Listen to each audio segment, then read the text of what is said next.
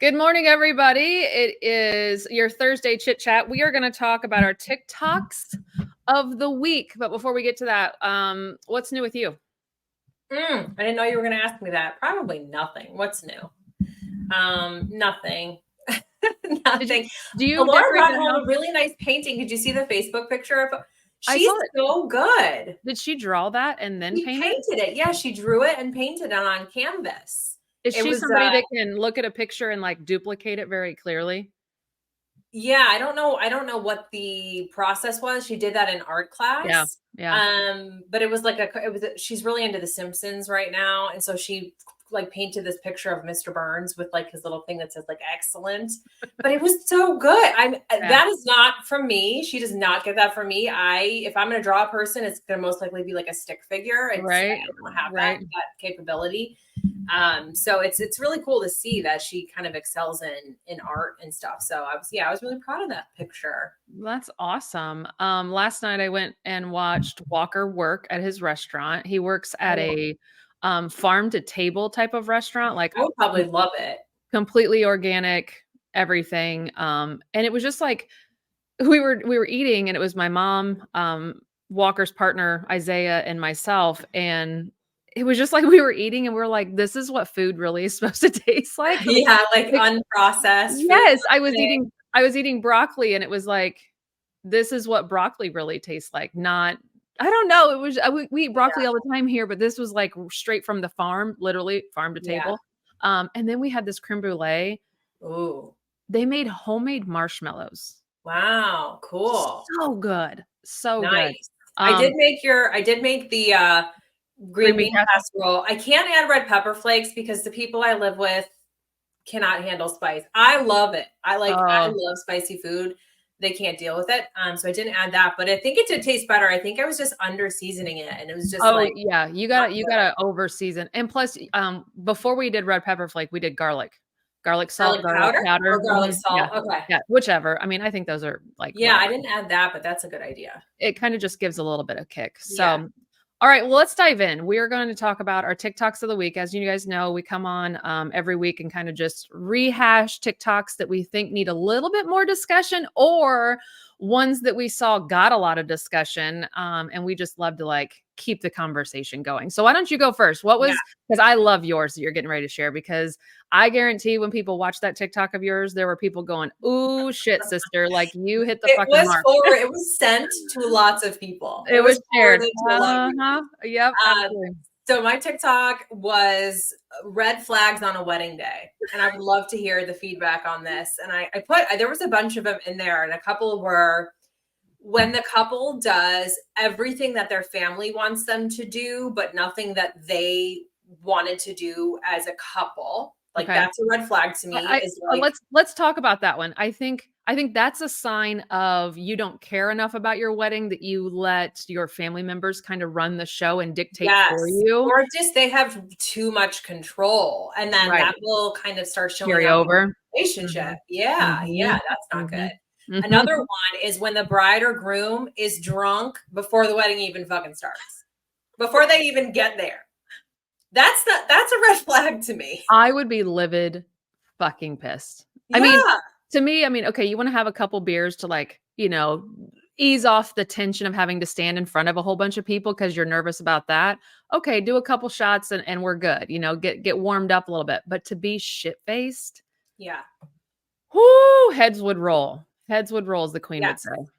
There's a few. I'll just do a couple more. Another one was when the bride or groom, it's more important to them to hang out with their friends and like get wasted than actually spend time with their spouse on that day. Yeah. Celebration. I feel like that's a red flag for me. Yeah.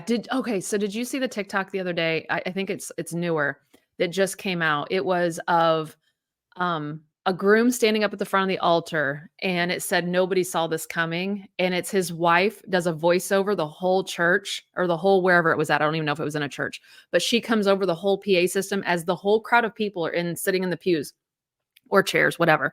And the camera's on him, and it's her voice that comes over, and it says, "Hey babe, I just wanted to tell you I'm getting ready to oh my God, I'm gonna cry." She's like, "I'm getting ready to open the door and see you for the first time becoming your wife." And she's like, what'd she say? Something like, "I don't regret anything it took to get here to this point to be your person." And like she says like 3 or 4 really, really nice things, and the camera's on him and he just hears her voice and he just starts crying and then the doors open. It was just like that kind of romance, like, Yeah, like oh, you know, like, thoughtfulness, you put yes. effort into it.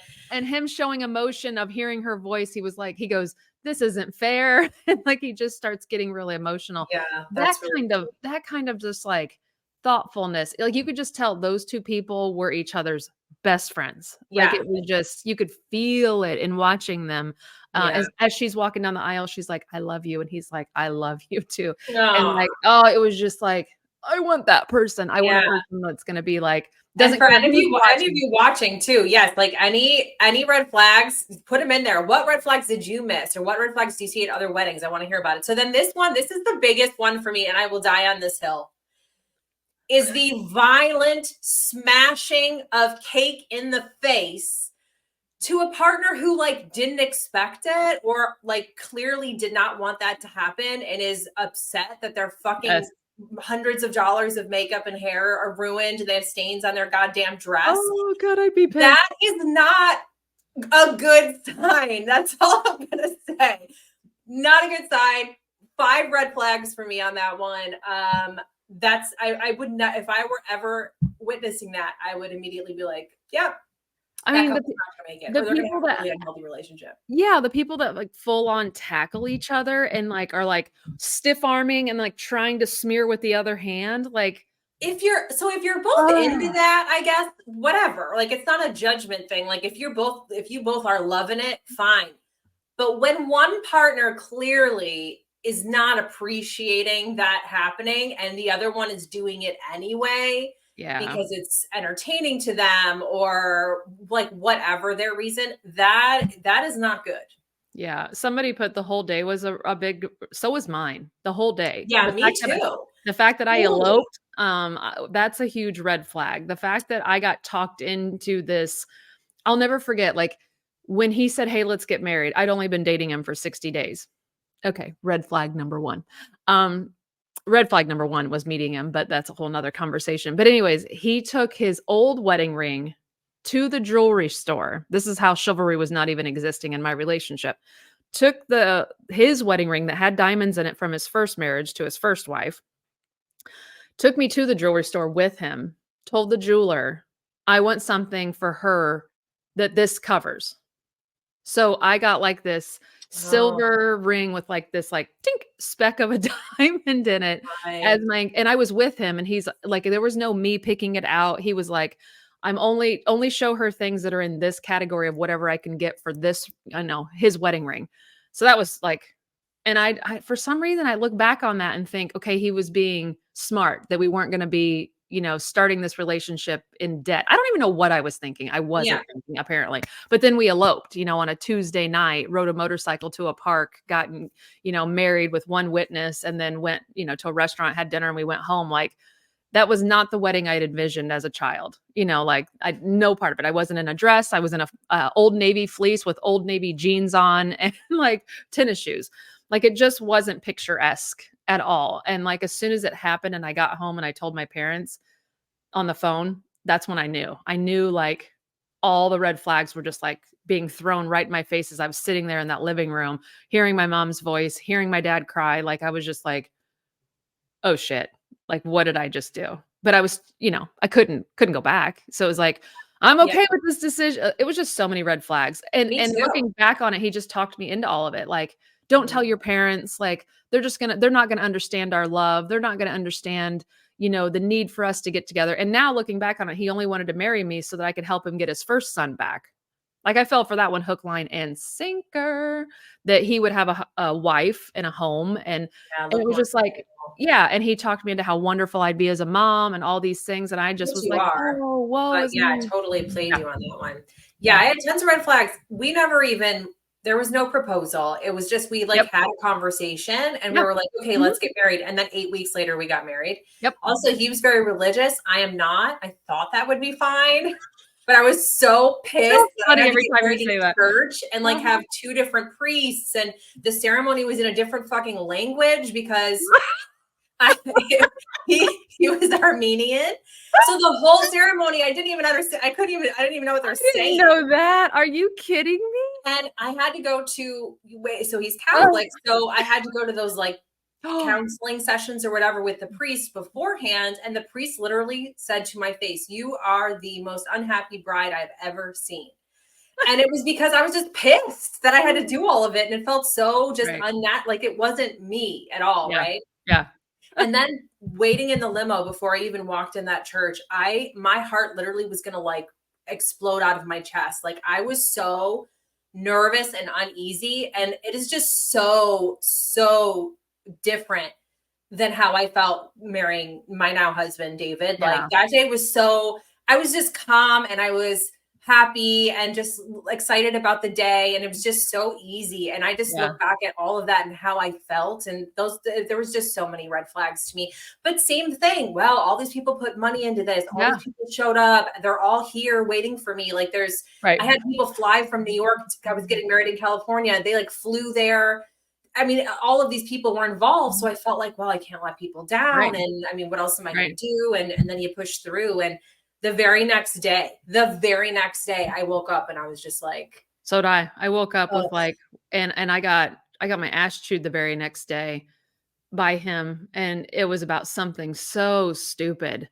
And it was like, holy shit, I just put myself in the worst possible position. Right. And like and now my parents are mad at me because I just eloped. So they're not going to talk to me. They're not going to come help me. And I can't admit that I just fucked up. So I'm like, this is my life now. And I mean, literally the very next day I'm getting my ass chewed because I didn't get home at 3:30. I think I got home at like 3:40 something. And he was like, what did you do for an extra 10 minutes? And I'm like, I was talking to my coworker. Well, which one and what about? And again, at the beginning, I thought that was all things of like compliment, like, oh, he's worried about me. He's jealous. He's jealous. And then when that whole questionnaire started being an everyday about everything, like you went to the store, you only got 2 things. Why'd it take you 20 minutes? We're 2 blocks from the store. It should have taken you 12 minutes. And I'm just like, just the fuck, dude, you know, like, but I felt so bad about eloping that I couldn't go back. I couldn't go to my parents and say, I fucked up. I made a wrong choice. Help me.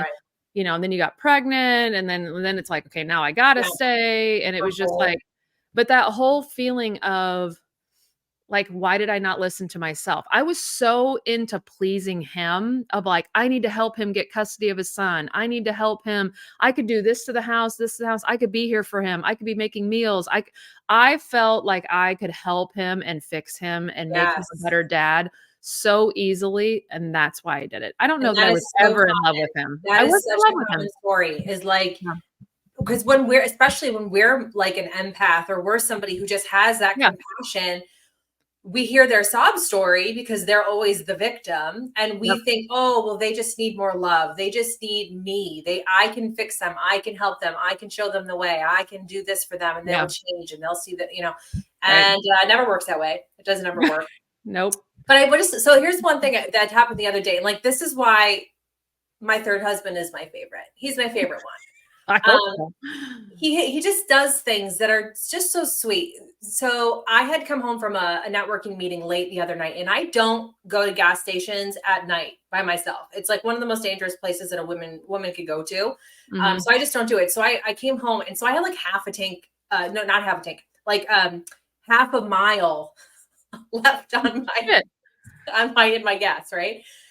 So I had told him, I was like, yeah, my light's on, like I'm out of gas. And so I don't think I'm going to go to the gym in the morning because it's still going to be dark in the morning and I don't want to stop at the gas station. So he took my car that night to the gas station, filled up my tank, brought it home and was like, well, now you can go to the gym in the morning. Now you have full tank of gas. Yep. It's just those little things I value so, so much. Like he didn't have to do that. It was so sweet. Right. It was such a nice thing for him to go and do that for me so that I felt safe. I didn't have to put myself in a weird position and so that I could do what I needed to do. And he does things like that all the time. And I am just so grateful for what a good relationship, like what a good person I've found.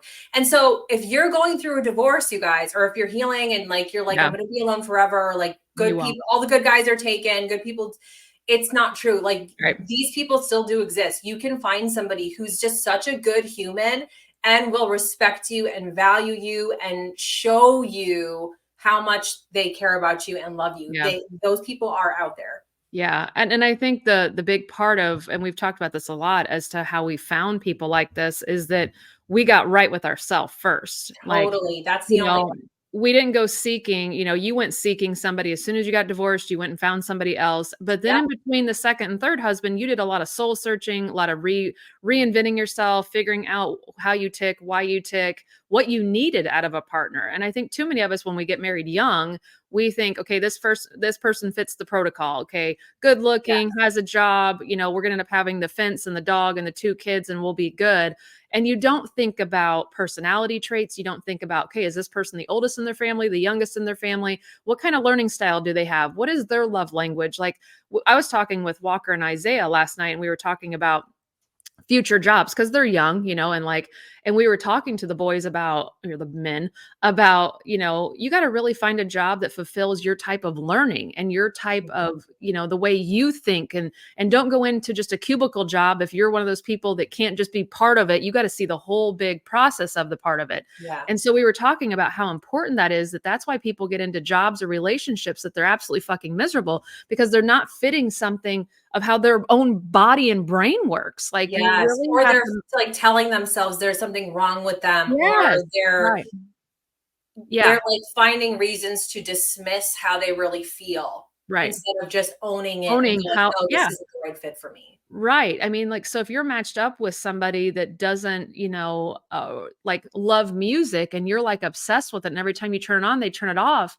It's Yeah. like, okay, they don't understand that's like the way that you fuel yourself every day is with music, and it's like you got to match up with somebody that really resonates with who you are, and understands and respects it. I mean, Jared and I we don't work the same. We have a different brain. We work completely different, and it's very complementary to each other, because what I'm Right. good at, he's not, and what he's good at, I'm, not. And Yes. so, and I respect that. Like, hey, you're better at this than me. And we tell the kids that all the time. I'm like, go to your dad for that, because that is just not my cup of tea, and they know that. But I think like, to your point, there were so many times when I was younger, in my 20s and even 30s, that I thought, gosh, I just tick a different way. Nobody's going to understand that. Nobody's going to match up with me because I'm so bitchy, or I'm so organized, or I'm so like over the top with stuff. And it's like, boom, Jared needed that. So he's like, I love that about you, Yes. Yes. And you guys, and she had kids already and she's been Yeah. divorced. Like, you've got to be so careful that you're not putting these Mhm. limits on you and Yeah. saying, like, this person doesn't exist, or no one's going to want me now, or I have all Right. this baggage, or I have to sacrifice some of the things I want because it's not possible to find someone that has all the things that I need. None of that is true. Those are just Right. stories you're telling yourself. You Right. have to get really clear on what you want, what you need, and who you are, so that you know you have your standards, you know your deal breakers, and then you don't settle. That's how you Right. find your ideal partner, is you get really good at being on your own and Yeah. fulfilling your life. And then when you meet somebody that adds value to your life, it's like a bonus. And then, but if you're dating and you're just not really aligning with someone, or they just don't have all the things you know you need, you're not attached to that, to working out. You're not going Right. to hold anything in that relationship. It'll be easier for you to walk away and say, no, this isn't what I'm looking for. And I believe that what I'm looking for exists, and I refuse to settle before I find it. Right. So, we talked a lot about in the next chapter, just Monday and Wednesday, about what is your priority. And I think you got to start there. If you're really confused as to, like, how am I going to find somebody, you got to start with, what are your priorities in life? Is family first? Are you first? And it's absolutely okay to put yourself first, but is your religion, like, what values and priorities do you have, so that you go find somebody that matches that? I think you and I have talked a lot about in the past, in our younger years, how we were chameleons to whoever we were dating. We kind of like, oh, you're into cars, I'm into cars. You're into motorcycles, I'm into motorcycles. And we kind Yeah. of we didn't hold true to ourselves. We kind of just said, oh, this is the type of woman you need me to be. I'm that type of woman. And we put our own things aside, and we said, let me just go help you. And every person I've ever been with, that I've done that with, never for once was like, but what are you into? But like, what's your thing? How can I show up for you? How can I be there for you? Where Jared is like, what do you want to do? Like, you want to go do that? I'll go do that. Do you want to do this with me? And some things I say yes. And some things I'm okay with him going and doing on his own. And he's okay with me going and doing on my own. But then there's those things that he shows up for me and I show up for him. And it's like, to have somebody that gets that not everything has to be together. And I think that's a red flag in itself, is when you do absolutely everything together. That's like a codependency that you don't fucking need. So you got to get right with yourself, you know? And in the next chapter, we were talking about that. And you guys, we have decided, we did a meeting the other day, and I think everybody just needs to know this. We had a business meeting between Leah and I, and we just decided, like, we're going to go hard into the next chapter and give you trainings that are going to blow your fucking mind, because we just did, if you want to pull it up, we can kind of tell them what's to come. But we went ahead and did November, December, and January. So we already know what we're going to be teaching inside the next chapter for dads and for moms. Obviously, options to tweak things if you guys come to us and say, hey, we need this. But I want you to hear right now what's going to be available. Again, this is a $30 membership on a Facebook page. You get to engage with us on that page. We're going to answer questions in that page. We're really going to start kicking it up a notch in that group, all in 2024, but we're starting right now. So what's going on in November? What do we have left in November? So I'm doing a whole self-worth training this coming Monday, which is going to be so good. I've been reading books on this. And so I just have so much information that's just so good that I have to share, and I'm just putting something together for everybody. And then the next week after that in November, we're going all into trial prep, because a lot of the lady, and that's the thing that's cool about the next chapter, is when you're in there, your voice matters, and you get to tell us what you want more information on, what you want trainings on. Right. And so several people in there were like, I need help with trial prep. I need more specifics, tools, examples. So Sam's going to dive into all things trial prep to get you ready. I know that one. That's this November. Right. And then December, we have 4, and that's incredible. And even on Christmas week, guys, we are still delivering. Yes, we're still delivering. And we're going to go into some holiday stuff. We did just have a holiday workshop, which was like very detailed, 2 days worth of how to prep for the holidays and different things that you can do and new traditions to create. Right. And that replay is available if you want that. You can still get all those videos. But if you're a part of the next chapter, we're going to go into that again. We're going to dive into little tidbits of how you can decrease your stress, create holidays that feel good for you, embrace new traditions, what to do like when you're alone. Yeah. We're going to give you just some good nuggets that we pulled from our 2-day training and drop it in the next chapter. So if you're in there for December, that's, I think, the first training we're doing in December. Yeah. So you guys, we just decided too in our business meeting that, you know, we flash all of these different websites up for you to go sign up some. So we just simplified it for you. Anything you need that we mention could be the next chapter. It could be a consult. It could be group coaching. It could be a workshop that we're doing, my parenting plan, her boundaries workshop, whatever it is. All you have to do is go to samandleah.com. That's it.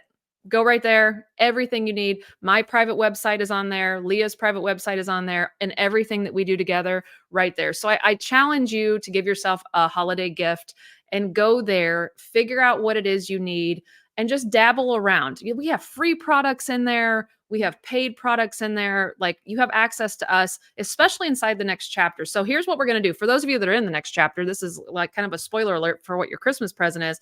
We're really going to change things up. And so we're going to give trainings, but then there's 2 days that we typically do posts where there's follow-up questions. The next day will be a follow-up question about the training. But that third day, listen closely, is going to be a post where you get to ask us a question. It could be about the lesson, or it could be about anything that you think we have the answer to. And so when you post that, the following week, when we give our training, we're going to train whatever subject it is. So trial prep, I'll be talking about, but then the last 15, 20 minutes, we're going to go back to that post and answer those questions that you posted about. So even if you're at work and you missed the live, you've already posted the question, and then you just got to watch the replay and you get your questions answered. Okay. So I want you to consider, can you afford $30 a month?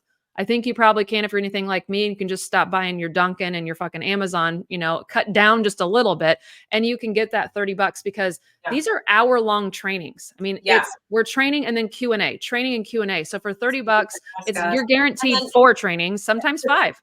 Yeah, if there's 5 Mondays, there's 5 trainings in there. And the Right. cool thing too is all those replays stay in there. And we're supposed to take them out at the end of the We month don't. and we never fucking do.